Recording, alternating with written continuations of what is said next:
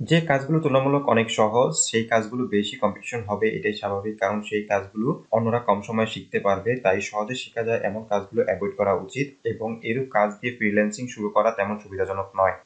যে কাজগুলোতে চিন্তা শক্তির প্রয়োজন নেই, যে কাজগুলো মূলত কিছু অ্যালগরিদম ফলো করে, সেই কাজগুলো দিয়ে ফ্রিল্যান্সিং শুরু করা সুবিধাজনক নয়। কেননা ফিউচারে এই কাজগুলো আর্টিফিশিয়াল ইন্টেলিজেন্স দিয়ে রিপ্লেস হয়ে যাওয়ার সম্ভাবনা আছে। ফলে আপনি এখন এরূপ কাজগুলো দিয়ে ফ্রিল্যান্সিং শুরু করতে পারলেও ভবিষ্যতে আপনার প্রোফাইল ভ্যালু জিরো হয়ে যাবে যখন সেই কাজের জন্য এআই চলে আসবে। ফলে আপনি যে প্রোফাইলটি অনেক বছর সময় নিয়ে সাজাবেন সেটি তার মার্কেট ভ্যালু হারাবে।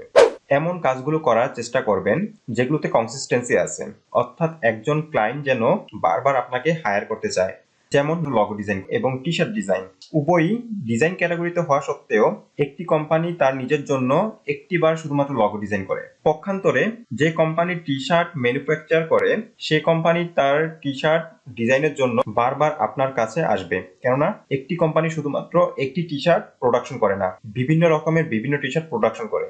তাই লগো ডিজাইনের চাইতে টি শার্ট ডিজাইনের কনসিস্টেন্সি বেশি। আমি শুধুমাত্র একটি উদাহরণ দিয়েছি বিষয়টি বোঝানোর জন্য। আপনি যে সাবজেক্ট নিয়ে পড়ালেখা করেছেন আপনার জন্য সেই সাবজেক্টের নির্দিষ্ট কোনো অংশ নিয়ে কাজ করলে ভালো হবে। যেমন আপনি যদি ত্রিপলি এর স্টুডেন্ট হয়ে থাকেন তাহলে পিসিবি ডিজাইনের মতো কাজগুলো আপনার জন্য বেস্ট হবে বলে আমি মনে করি। অথবা আপনি যদি ইন্ডাস্ট্রিয়াল অ্যান্ড প্রোডাকশন ইঞ্জিনিয়ারিং এর স্টুডেন্ট হয়ে থাকেন তাহলে আপনি প্রোডাক্ট ডিজাইন অথবা মোল্ড ডিজাইন নিয়ে কাজ করতে পারেন। আপনি যদি সিভিল ইঞ্জিনিয়ারিং এর স্টুডেন্ট হয়ে থাকেন তাহলে আপনি ফ্লোর প্ল্যানিং নিয়ে কাজ করতে পারেন ইত্যাদি। অর্থাৎ আপনি চুজ করবেন যেই অংশ নিয়ে কাজ করাটা আপনার জন্য বেশি কমফোর্টেবল হবে।